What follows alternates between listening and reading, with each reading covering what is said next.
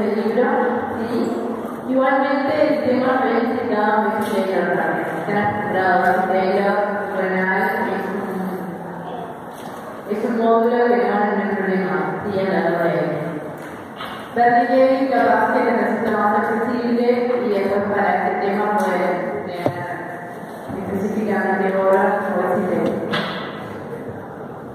Bueno, lo que vamos a ver en el correr teórico es la relevancia, la importancia de este tema de ordenar el equilibrio hídrico y manejo renal de la diuresis, que parece ya han visto, la particularidad renal, cuál es la función específica de los riñones que se encarga de concentrar la hidroglobina, hasta llegar a lo que sería cómo se conforma o cómo se construye una línea de diluida, ¿sí? Y una línea concentrada. Entonces, esto ya lo han visto, simplemente recordarles que los riñones son los órganos encargados de mantener el equilibrio hidrolítico, ¿sí? El medio interno, la homeostasis de nuestro organismo y mantienen la polaridad y el volumen de los líquidos corporales en el rango estrecho, ¿sí? Recuerden que esa es la diferencia entre homeostasis y homostasis, o sea, no es un valor estricto, sino que es un rango en el cual puede variar la osmolaridad plasmática, puede variar los equivalentes de sodio, de cloro, pero en un rango estrecho, ¿sí? Recuerden que la osmolaridad plasmática es una de las variables, como la presión o como la temperatura, que se regula, ¿sí? A nivel del organismo, y los riñones son los principales órganos en regular la osmolaridad. ¿Cómo hace para regular la osmolaridad? Regulando, por un lado, la excreción de agua, ¿sí?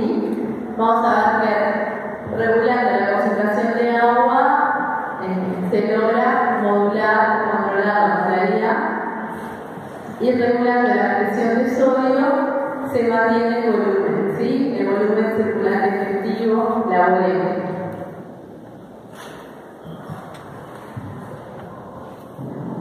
Entonces, ¿cuál es la importancia, cuál es la función del riñón para mantener el medio interno en condiciones isosmóticas? Y esa es la gran pregunta del teórico que ustedes tienen que entender. En realidad, el riñón va a modificar en un rango variable, ¿sí? La osmolaridad urinaria con el objetivo de mantener la osmolaridad plasmática, ¿sí? Con el objetivo de mantener las condiciones isosmóticas. O sea, las condiciones isosmóticas es lo mismo que la osmolaridad plasmática, ¿sí?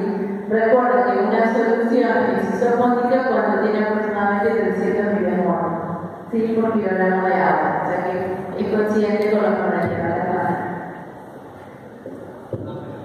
Entonces, para poder mantener esas condiciones isosmóticas, el riñón varía su osmolaridad urinaria, ¿sí?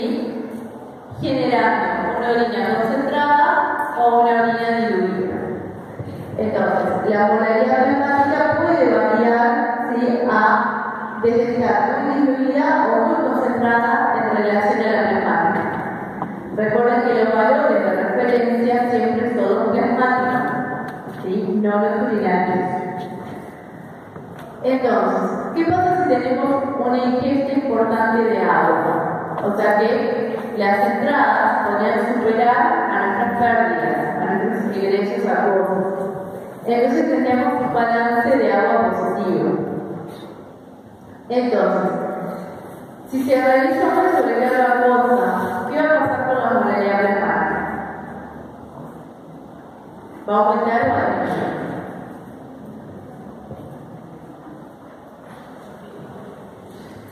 Disminuye, ¿no? Se llama una expansión de volumen, disminuye la osmolaridad plasmática, y entonces si dijimos que el riñón es el principal órgano que regula el equilibrio ¿qué harían los riñones en ese caso? Para restaurar la molalidad plasmática. Excretar ¿qué? Más agua, ¿sí? Entonces, si los riñones excretan más agua, ¿cómo va a ser esa orina? Hipomótica, ¿sí? O diluida, ¿está? En el caso contrario, si tenemos un escaso ingreso de líquido, ¿sí? O sea que no ingerimos líquido o ingerimos una dieta seca, ¿qué va a pasar con nuestras salidas? Van a disminuir. ¿Con qué objetivo? Con el mismo objetivo, o sea que los riñones trabajan para la molalidad plasmática. Entonces, en este caso, en un primer momento, cuando se genera el cambio, el sistema lo sensa y el sistema responde a ese cambio. En este caso, ¿cómo responde? Reabsorbiendo más agua, ¿sí? Entonces la orina va a ser una orina concentrada y la molalidad urinaria va a estar aumentada. Por otra parte, vamos a tener que los hormonas secretados día son relativamente constantes. Esos hormonas secretados, ¿a qué se refieren? ¿A qué se corresponden? Se corresponden con esos solutos que el organismo debe desechar, no sería tóxico para nosotros, como puede ser el excedente de sodio, el excedente de urea, el excedente de creatinina, ¿sí? O sea, todo lo que serían desechos que tienen que eliminar diariamente. Se estima que en realidad esos hormonas secretados diarios son relativamente constantes, ¿sí? Y abarcan un rango entre 400 y 900 miliamoles día, ¿sí? Entonces, si dijimos que la función del riñón era mantener ese equilibrio hídrico, ¿sí? Sin alterar tampoco la homeostasis renal. Vamos a ver que esos hormonas secretados al día, ¿a qué van a ser igual? ¿De qué van a depender? De la osmolaridad urinaria, o sea, del número de partículas, ¿sí? En la orina, por la diuresis, que la diuresis ¿qué es? Volumen minuto, volumen día, volumen en el tiempo, ¿sí? Estamos hablando de una tasa, de cuánto se produce en determinado tiempo. La diuresis la vamos a ir en mililitros minutos o en días, ¿tá? Dependiendo de lo que se quiere. Bueno, entonces, vamos a ver qué pasa cuando, si volvemos al caso que les decía ahora, ¿qué pasa cuando tenemos una ingesta importante de agua? ¿Sí? Cuando ingerimos mucha cantidad de agua. Llegamos a la conclusión de que los riñones generarían una orina diluida, ¿sí? Entonces, la diuresis sería diluida y sería también, aumentaría su cantidad, su volumen en relación a condiciones fisiológicas, porque vamos haciendo una sobrecarga hídrica. Entonces, la diuresis, en el caso de una sobrecarga hídrica, ¿sí? Si nosotros calculamos los hormonas secretados días que consideramos un valor estable, vamos a ver que la molalidad urinaria va a caer francamente, ¿sí? ¿Por qué? Porque estamos hablando de esos hormonas a la orina, y si tuvimos un aumento de la ingesta de agua, vamos a tener una diuresis, ¿sí? Que puede ser de 20 litros día, que estamos hablando de condiciones de, o sea, de una sobrecarga cosa importante, ¿sí? O sea, si 20 litros días es la eliminación, imagínense que la ingesta, ¿sí? Fue mínimo 18 en agua, más la comida, más, o sea, las otras fuentes de agua. vamos a tener una orina diluida o hiposmótica. En caso opuesto, ¿sí? Para obtener un volumen mínimo de orina, vamos a tener que tener una ingesta mínima o una dieta seca. Entonces, ¿qué va a pasar si tenemos una ingesta mínima de agua o una dieta seca? El organismo igualmente tiene que eliminar esos desechos que son tóxicos para él. Entonces, esos 600 miligramos al día, ¿sí? Si lo dividimos en una molaridad, esta molaridad sería máxima. Esta sería la máxima molaridad que pueden alcanzar nuestros riñones con una dieta seca o con una ingesta mínima o cero de agua. Entonces, ¿cuál es el valor mínimo de eliminación de agua? 0,5 litros día. ¿Sí? Entonces generaríamos una orina concentrada o hiperosmótica. O sea, estamos viendo los dos extremos del funcionamiento renal. Tienen que tener en cuenta que hay condiciones en que el riñón no funciona, o sea, puede llegar a producir menos de medio litro día, sí, pero eso ya es patológico, ¿sí? Cuando hablamos de una insuficiencia renal leve, moderada, severa, o que se requiera diálisis, que ya estamos hablando de no funcionamiento, pero eso es porque hay un deterioro de la nefrón, ¿sí? De parte de la estructura funcional del riñón, ¿sí? Pero en sus condiciones fisiológicas se puede llevar a una sobrecarga máxima, ¿sí? O a una ingesta mínima, ¿sí? Y ese es el rango en el cual el riñón podría funcionar. Entonces, ¿cuál es la particularidad de los riñones que le permite llevar a cabo, ¿sí? Esta función, o sea, de pasar de una orina hiperosmolar a una orina hiposmolar diluida, concentrada? La capacidad de controlar de forma independiente la extracción de agua, ¿sí? De la absorción de solutos. O sea, vamos a ver que el segmento de la sargía de la nefrona, que ya lo han visto, ¿sí? Va a ser un sector clave para poder separar el agua de los solutos y de esa forma poder regular de forma independiente, ¿sí? La extracción de agua de la extracción de solutos. Esta separación entre la extracción de agua y la extracción de solutos es lo que va a permitir generar, ¿sí? Estos dos extremos de orina. Entonces, hasta el ¿sí? Simplemente recordarles que vamos a tener la unión córtico-medular, ¿sí? Hasta la porción maxilar, o sea, más profunda de la médula. Podemos dividir la médula en una médula externa y una médula interna, ¿sí? El asta comienza la unión córtico-medular a continuación del túbulo proximal y comienza con el túbulo descendente delgado. Recuerden que tiene la particularidad de ser impermeable a los solutos, impermeable al agua. Y vamos a tener el segmento ascendente delgado que permeable a los solutos, recuerden transporte pasivo, impermeable al agua. Y el ascendente recto, permeable a los solutos, transporte activo, impermeable al agua. ¿Sí?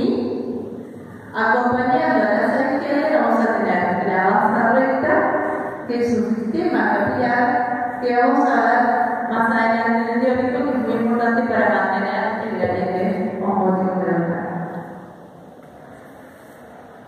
Entonces, ¿cómo se podría generar una orina diluida o una diuresis acuosa? Entonces, si ustedes recuerdan, ¿sí? La RH, que la vieron en el teórico de endocrino, ¿se acuerdan que la ADH liberada por la hipófisis, ¿sí?, tiene dos blancos, los vasos sanguíneos y el riñón. En el riñón, ¿dónde va a actuar? A nivel del túbulo colector, ¿sí? A este nivel, la ADH favorece la absorción de agua. Tiene otra función. Una es la absorción de agua. Entonces, si estamos en la ausencia de ADH, no vamos a absorber agua, ¿sí? Entonces, la orina que vamos a eliminar es la orina que sale de la Sanagerde, ¿sí? O sea, que sigue por el líquido tubular en el cual acá se absorbe soluto, acá se absorbe soluto, acá se sigue absorbiendo sodio, acá se sigue absorbiendo sodio. Entonces vamos a tener que el líquido tubular es un líquido hipomolar, porque en realidad de toda la neurona se ha absorbido, ¿sí?, cloruro de sodio, y no solo absorbió agua. Entonces vamos a tener una orina hipomolar. En estas condiciones, ¿sí?, de ausencia de ADH, podemos tener la molaridad mínima que veíamos hoy, entre 30 y 50 milimol. Ahora, si pasamos al otro ejemplo, ¿qué va a pasar con ADH? ¿Sí? Con ADH máxima, ¿no? Porque nuestro organismo continuamente está censando, dependiendo de nuestra molaridad plasmática, ADH. ¿Sí? Ahora, ¿qué pasa si hacemos un experimento y lo sometemos, ¿sí?, a unas concentraciones de ADH máxima? Vamos a tener que esa ADH, ¿sí?, va a actuar en el túbulo colector. Entonces, frente a un exceso de ADH, se va a generar, ¿sí?, un exceso de absorción de agua. Entonces, ¿qué pasa si se absorbe agua? ¿Qué va a pasar con esos osmoles? O sea, las condiciones son las mismas. Acá se absorbe soluto, acá se absorbe soluto, acá se sigue absorbiendo sodio, acá se sigue absorbiendo sodio, pero acá se le suma que actúa la ADH que absorbe agua. ¿Por qué les digo esto? Porque piensen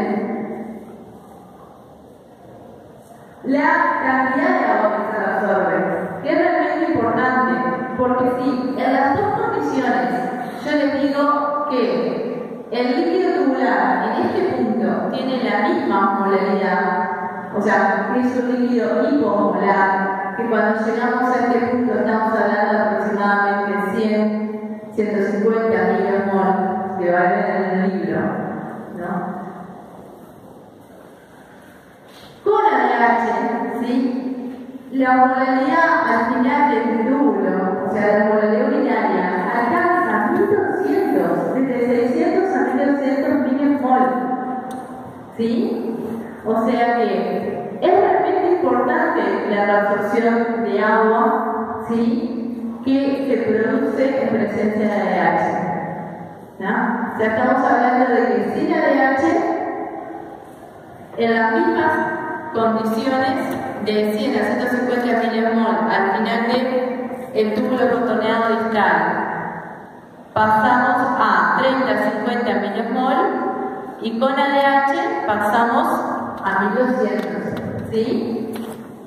También recuerden que estos son casos extremos, o sea, nosotros nunca estamos en esos extremos, ¿sí? Siempre vamos a tener niveles de secreción basales circulantes perfectos.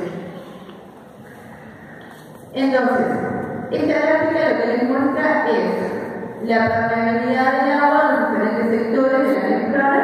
Entonces acá tenemos los diferentes sectores de la nefrona, ¿sí?, la permeabilidad al agua osmótica. Entonces, lo que vemos es sin ADH, ¿sí?, o con ADH.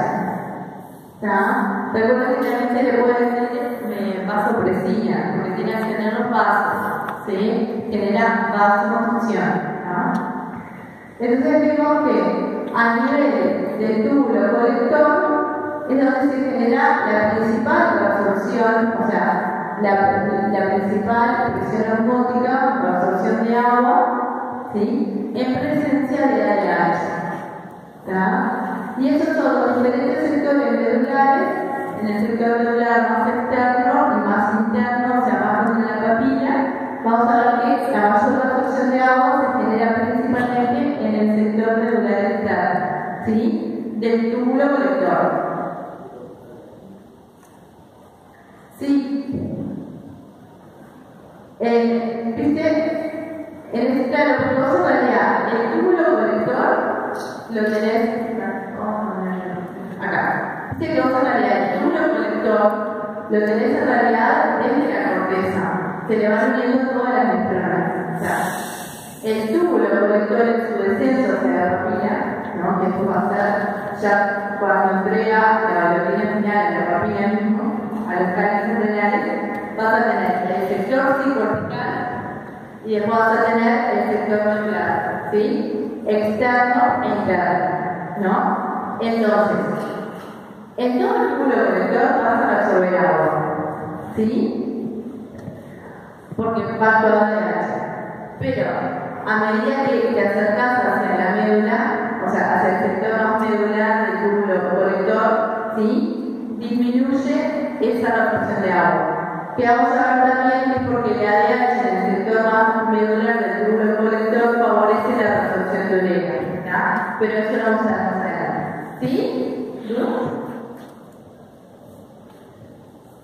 Bueno, entonces ahora lo que vamos a ver es cómo varía la osmolaridad, ¿sí?, del líquido tubular en los diferentes sectores de la nefrona. Entonces, lo que vemos en la gráfica es la relación, ¿sí?, de la osmolaridad en cada sector de la nefrona en relación al plasma, o sea, la tasa, la relación, ¿sí?, entre la osmolaridad del líquido tubular y plasma en relación a la osmolaridad plasmática, ¿tá? Y acá tenemos cada sector de la nefrona: el túbulo proximal, el asa de Hebde, el contorneado, el conector y el colector, ¿sí?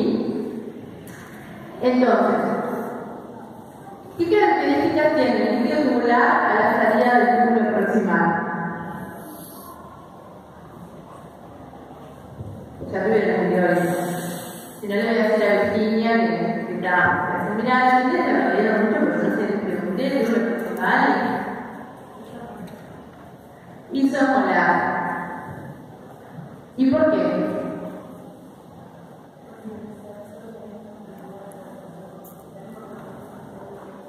Y agua, esa agua, ¿sí? O sea, en realidad se absorbe hasta un 65%, ¿sí?, del sodio filtrado, ¿no? Es uno de los sectores de la nefrona que tenemos más para absorción de sodio. Pero como en realidad el túbulo no tiene estas características de hipermelia como vimos, o sea, no depende de la ADH para absorber agua, ¿sí?, se absorbe tanto sodio como agua. Entonces, al final del túbulo proximal, la osmolaridad del líquido tubular es igual a la plasmática, ¿sí? Entonces, la relación entre la osmolaridad del líquido tubular en relación a la del plasma es 1, ¿sí?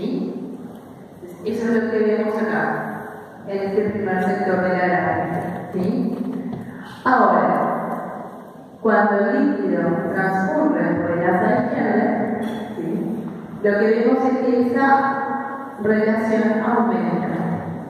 Después vamos a ver por qué, pero en realidad lo que nos está diciendo es que el líquido tubular es más hipertónico a medida que desciende por el túbulo de delgado. Y luego, esa osmolaridad disminuye, alcanzando la nefrona de estar en este punto, ¿sí?, con un líquido hiposmolar. Vemos que la relación es menor a la nefrona proximal, o sea que es menor a la plasmática, ¿sí? ¿Se entiende eso? Ahora miren qué pasa a partir de este punto. En presencia de ADH, ¿qué va a pasar con la relación de la movilidad tubular en relación al plasma? Aumenta mucho, o sea que ¿cómo es este líquido tubular? Hipertónico, ¿sí? ¿Y qué pasa en la ausencia de ADH? Disminuye, ¿sí? Esto es, ¿tá? O sea, es otra forma de ver lo mismo que veníamos viendo, ¿sí? Con la ADH máxima orina hipermolar, con la ADH mínima orina hipermolar, concentrada, diluida, ¿sí? Entonces, lo que vamos a ver ahora es cómo se genera la orina diluida, ¿sí? Vamos a ver dónde se genera la absorción de solutos sin la absorción de agua. Entonces, ¿cómo hace la reunión para generar una orina concentrada? Vamos a ver que utiliza un gradiente osmótico para poder movilizar, generar un flujo de agua desde la luz tubular al intersticio hipertónico. ¿Sí? O sea, lo que estamos diciendo es que el agua, por presión osmótica, ¿sí?, pasa desde el líquido tubular al intersticio.